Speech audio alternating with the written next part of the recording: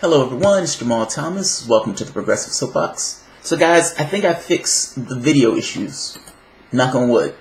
So this video is going to follow up on the prior video that discussed essentially my model of our reality. Why we have these societal ills. Why are we plagued by intractable problems that we don't necessarily seem to be able to exceed. My argument for the most part is that those ills are not inherent as a character flaw. Those ills are indictment of the system to which we exist in. So my argument was pretty straightforward. I'll recap and I'll try to move through it pretty quick. Because I kind of want to get into an explanation of how the model itself incentivizes those particular ills. I think it's important. I don't necessarily want you to just take my word for it. I actually kind of want to go through it. I'm not going to do all of them. I'm going to do a few for each of these videos.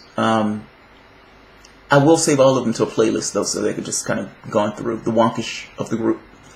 So, in a nutshell, there's a societal order of things, a natural societal order. That societal order, whatever that idealized order is, it just recognizes that in order for a person to be healthy, mentally and physically, self-actualized, the best human that that person can be, they require food, clothing, shelter, water. They also require a sense of fulfillment in whoever they are. Now, insofar as those things are missing, insofar as there's lack in any of those things, that society will suffer. It's almost as if, in the same way that an illness presents in a physical system that's missing nutrients and the requirements for life, in the same way that pain is used to indicate a problem or a disharmony within a system, social systems also are governed by a similar feedback mechanism that indicate disease or defects in the model. The degree and the type of the plagues that befall an arbitrary society purely depend on the type and the scale of the contradiction between that society, whatever that arbitrary society is, however it's arranged, and the natural order, meaning the requirements that that a human being needs to exist. So let's be specific. We're not talking about an arbitrary society. We're talking about our own. This is a capitalistic model. The capitalistic model is a subordinate reality, meaning for the most part it's a mass hallucination. I mean, that's the best way I could explain it. It pushes society forward by exploiting human frailty.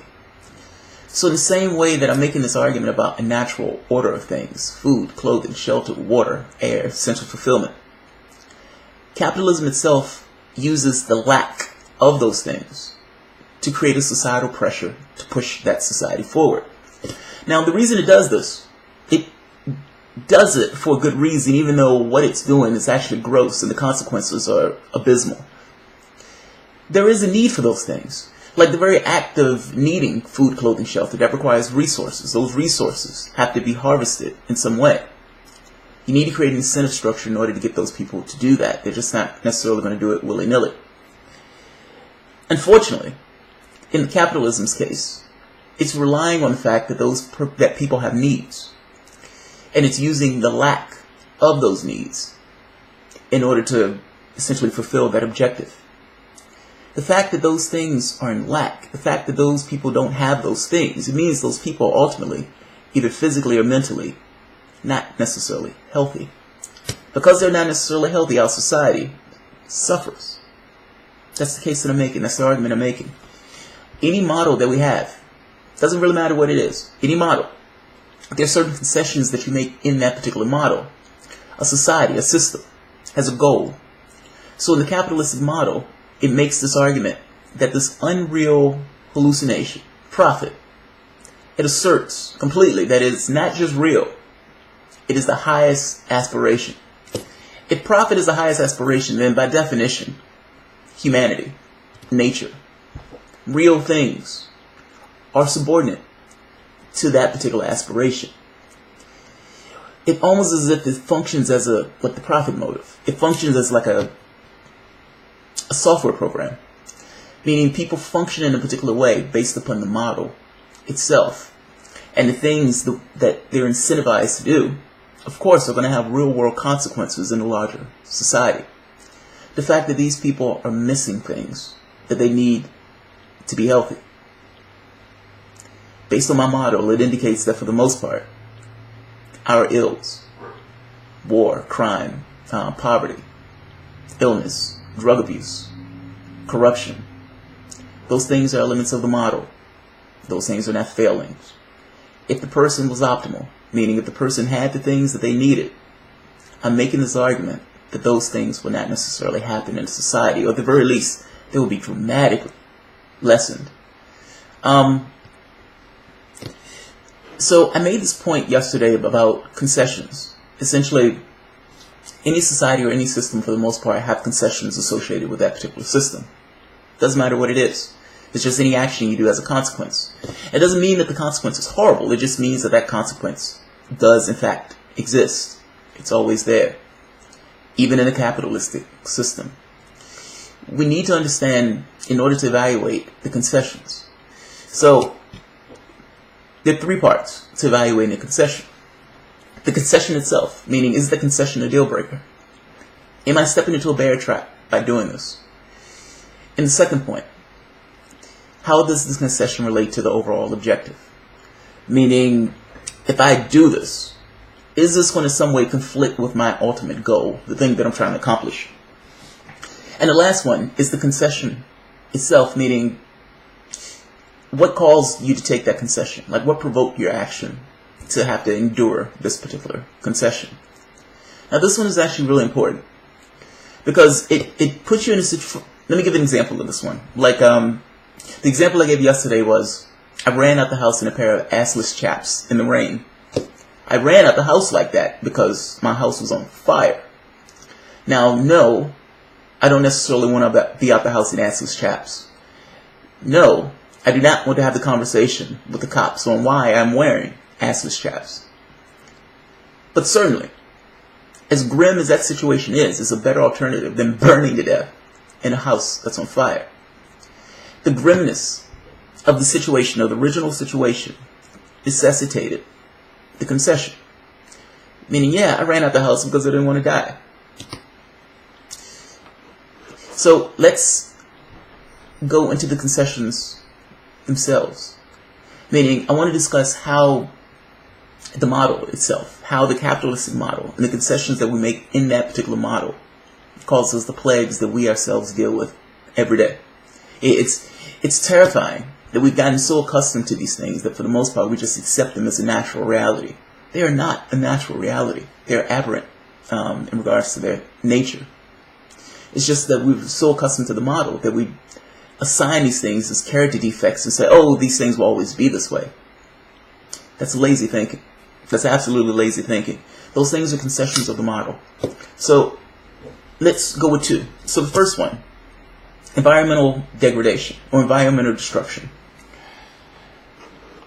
So in this particular instance, release of Arctic methane may be apocalyptic, the study warrants. So in this particular case, I've made this case before. We have companies, private industry, that has made the decision to pull stuff out the ground and burn that shit into the sky. They do this because it allows them to accrue huge amounts of profit, wealth, billions of dollars. In pursuit of this billions of dollars, however, there is a consequence. That consequence is an environmental toll. Now, the pursuit of the profit, this unreal thing, it's only real to the model itself, but the model is just a system. It's an illusion. It's a mass hallucination. But they're pursuing this, even though they know that it's destroying the world in which they themselves and, 7 billion people exist on. Profit is the highest aspiration. Because profit is the highest aspiration, everything is subordinate to that profit. In this particular case, the real world, the natural world, the actual environment that we exist on, there's only one planet that we're aware of, or at the very least that we live on. They're okay with that planet taking a hit, because ultimately doing anything about it affects their billions of dollars. Release of Arctic methane may be apocalyptic, the study warns. This came out, I think it was a few days ago. A scientific study published in the prestigious journal Paleo World in December, issued a dire and possibly prophetic warning that would garner little attention in the media. Global warming triggered by massive release of carbon dioxide may be catastrophic, reads the study's abstract, but the release of methane from hydrate may be apocalyptic. The study, titled Methane Hydrate, Killer Cause of Earth's Greatest Extinction or Greatest Mass Extinction, highlights the fact that most significant variable in the Permian mass extinction event, which occurred 250 million years ago and annihilated 90% of all the species on this planet, was methane hydrate. It's making the argument that the things that we're doing, our industrial revolution and what we call modernity, is essentially destroying the planet. And that the results of what took place 250 years ago, the methane leak, was in some degree responsible for the extinction of 90% of the life on this planet. We are literally at the point where what we're doing is creating this kind of chain reaction of sorts, where this is now on the agenda as a potential. You gotta understand this. We need to nail this down because the context is important. Profit isn't real. Annihilation of 90% of the species on the planet, that is absolutely real. That in no way stops what these guys are doing. Understand, this is crazy. This is crazy. This is absolutely, it's crazy behavior. I mean, it's astonishing. But the model incentivizes them to behave in that particular way. So, I know a lot of people take this attitude that for the most part, this stuff isn't real. And they buy the arguments that are done by the people who have a vested interest in making those arguments. But I've made this point before. What ExxonMobil about climate change, before climate change became a public thing. So this was in Scientific America. Exxon was aware of climate change as early as 1977, 11 years before it became a public issue. According to the recent investigation from Inside Climate News, this knowledge did not prevent the company, now ExxonMobil and the world's largest oil and gas company, from spending decades refusing to publicly acknowledge climate change and even promoting climate change misinformation, an approach many have likened to the lies spread by the tobacco industry regarding the health risks of smoking. Both industries were conscious that their products wouldn't stay profitable once the world understood the risks, so much so that they used the same consultants to develop strategies on how to communicate with the public. By communicate, we mean lie. In both cases, their product is killing people. In cigarettes cases, it was specific to the individual that was using the product. In the case of oil and gas, it's the planet. Put it in perspective. For the pursuit of profit, they were willing to let the planet and the life on that planet take a hit. They are incentivized to behave that way by the model. If they were not incentivized to behave that way, if they were not incentivized to have that particular bias, this behavior would be absolutely loony. It would be absolutely loony. Nobody in their right mind would do something that's completely imaginary and a fantasy when all of this life can be destroyed. Let's take the second step. And by the way, even if you want to say that those scientists are full of it, that was Exxon's own scientists. There was no big fervor over global warming at that point. That was their study. It was their test. They said, holy shit, this is affecting the world? Okay, we need to bury that study. They were being good capitalists. So you can take a shot at them, but ultimately they were doing what the model said they were supposed to do. Maximize profit. So the next one is political corruption. The parties themselves are the problem. I've made this point before. Now, they're not necessarily the root of the problem. They're part of the problem because they prevent actual change in the process, meaning the levers of government that could actually affect this particular situation are hindered by the parties themselves. So the arguments that a person or party make often have little relevance to the specific context or content they're arguing about. You have to understand, people in society break apart in different ways. You have some people who are greedy, some people who are empathetic, some people who are less empathetic, some people who are selfish, some people who are violent, aggressive, others who are caring, sensitive. Those people break into certain parties.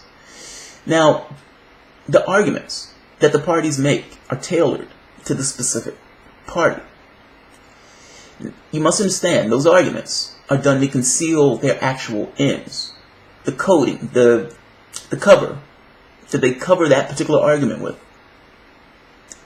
That's usually not the reason why they're making the argument. They're usually making the argument for some other reason. They're selling it to you based upon what they're talking about, though. In order to kind of understand what their agenda is, you need to understand what's the advantage. Meaning you have to understand what they get out of it. Like, so they're making a particular argument. Fair enough. What does that argument actually do? What are the tangible results of the things that they're arguing about if what they're talking about was implemented? Once you see the advantage in that particular thing that they're talking about, you get a better context into why they're making that argument. You should be skeptical in general in regards to analyzing behavior of politicians. Now, I need to give an example of this, because this is both parties, and both parties are incentivized to behave this way. So Republicans talk a lot about the debt. Now, during the Obama term, they bashed Obama for being just spendthrift. Oh, he's raising the debt. He's going to crash the economy. We're like Greece. We're like Greece. We can't raise the deficit or the debt by 1 red cent. We can't do it. Our morals, our values stop us from doing it. They were so adamant that they were willing to literally let the country go over the fiscal cliff. They were willing to let the country and the world, for the most part, take a hit. Now, immediately after Obama, he didn't lose, but immediately after Hillary Clinton lost the election and Trump took office, this party that was so adamant about debt, that was so righteous that they were willing to bleed on a flag to prevent 1 red cent from being added to the deficit, they raised the $17 trillion deficit by $9 trillion. Now you have to explain to me, why were they so against it when they were in the opposition? But once they took power, they took the credit card out, big time. $9 trillion is a massive amount of money to add to the debt. The point I'm making to you is that the Republicans don't care about the debt. The debt is just the argument they use to constrain the Democratic Party. The Democratic Party, for the most part, used to care about social programs. Those social programs cost money. The modus operandi of the Republican Party, their existence, their reason for being, their donors. Lower my taxes. I don't give a shit about those social programs. Lower my taxes. I am paying you to lower my taxes. Which means that the Republican Party needs to find a way to convince people who would benefit from those programs that it's a bad idea to actually implement those programs because they're going to cost money. It's important that you understand, though, they don't care about the debt. They don't care about the deficit. They're perfectly willing to spend trillions on the military. They're perfectly willing to increase the military budget by like $50 million, even though there's no enemy to use it on. They're perfectly willing to give themselves massive tax cuts, or to give their donors massive tax cuts. But again, that's their point for being. The point I'm making to you is those things are in conflict with one another. If you're giving your donor a massive tax cut, that donor is not using that money to create a job. I'd imagine when they were making this argument about trickle-down economics, they were probably laughing their ass off that people bought it. Understand, the capitalistic model, the incentive structure is not to add jobs. The incentive structure is profit. You will add a job insofar as it allows you to make profit. You don't add a job for the sake of adding a job. You're not there to help the society or the community. You're there to make yourself profit. Meaning, if I give you a tax cut, you're putting that money in your pocket, or you're putting that money in the stock market, or you're putting that money in the bank. The only time you would use that money to create a job or something is if you need somebody to do that particular job. The tax cut is not going to do it. The tax cut, for the most part, just adds money to the debt. If you don't believe me, look at Bush's massive tax cut, and look at what happened to the debt after that massive tax cut. They don't care about the debt. They don't care about the debt. This is the talking point. The argument is purely there to convince you that, hey, maybe this is something that we need to be concerned about. The argument is not there for legitimacy. The argument is there to con you. Republicans are not alone in it. Democrats are the same way. Democrats just do it with different things. So, Democrats like to talk about, and again, when they're out of power, same thing, same technique. But in this case, they use progressivism. They like to talk about their values. They like to talk about income inequality and fairness and all these other progressive ideas from Democrats in the 50s and 60s. Those things have little to no basis in reality, though. For the most part, it's just vague propaganda. The Republican Party in this point is obsequious to their donors. There's no conflict there. The Democratic Party is just as obsequious, but there is a conflict. The basis of the Democratic Party was supposed to be for the 90%, or the 99%. The poor, the workers, the indigent, the people who have a hard way to go. That was supposed to be the Democratic Party. If the Democratic Party moves too far to the left and implement policies for those people, they will lose their donors. They will not get those millions of dollars stuffed into their pocket. By the same token, if they move too far to the right, they're going to lose progressives. Meaning, in order for them to function, they need to toe the line, or they need to be in the middle.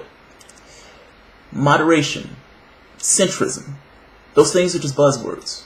Those are what they use politically to explain why they can take so much money and why they betray their base. It's not real. It's a political gimmick in that sense. It allows them to function in the way that they function. It allows them to kind of square the conflict between those two things. Again, they're obsequious to corporate interests as the other party, though.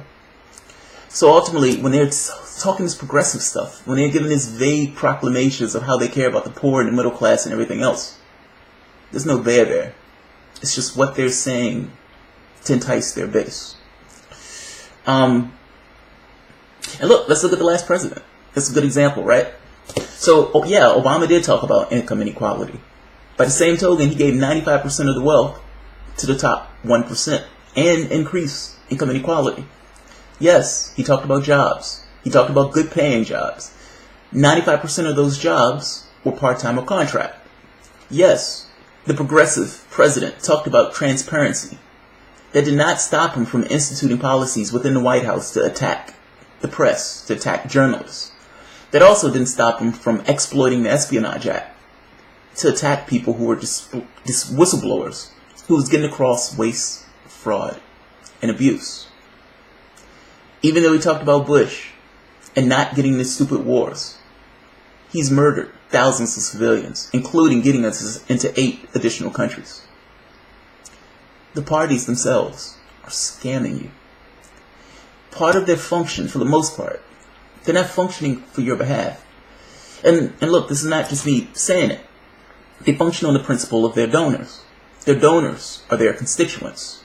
What they say to you, the arguments they make to you, the thing that they cloak themselves in, are purely there to cater to your interests.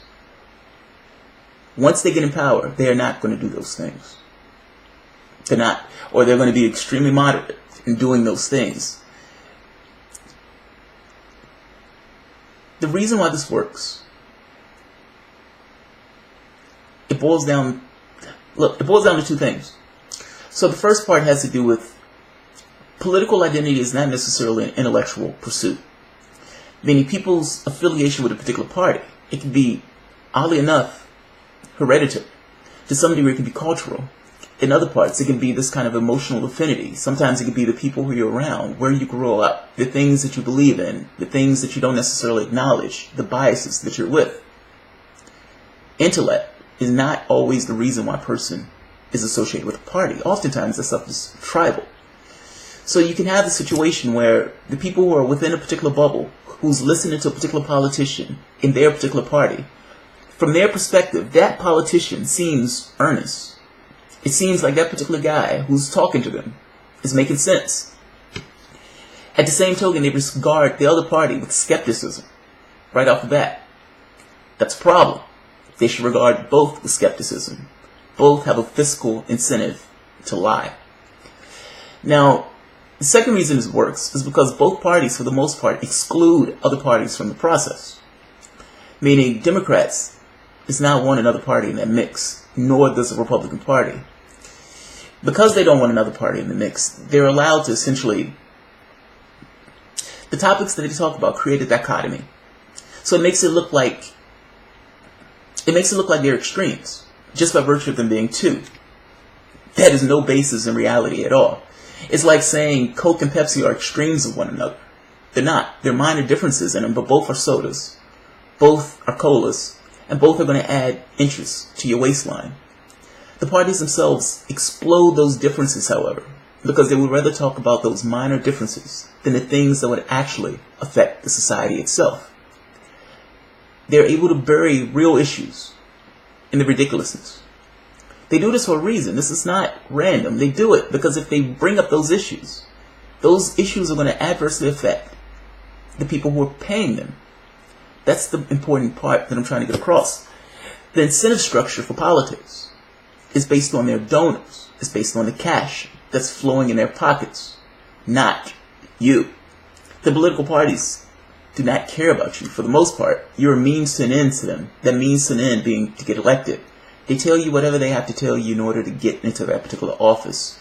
Once they get into that office, they function in a way that essentially gives favors and remuneration to their donors. That is our political process. That is the model to which we function under. You have to understand, these parties are not two parties. It's one party. At the very least, it functions for the most part as one party. The controlling interests of that party are the people who are paying those particular politicians. Those politicians are public relations experts for their wealthy donors. That's American politics. The issues that they create, the schism they create in society using identity politics and using all of these things to divide the public.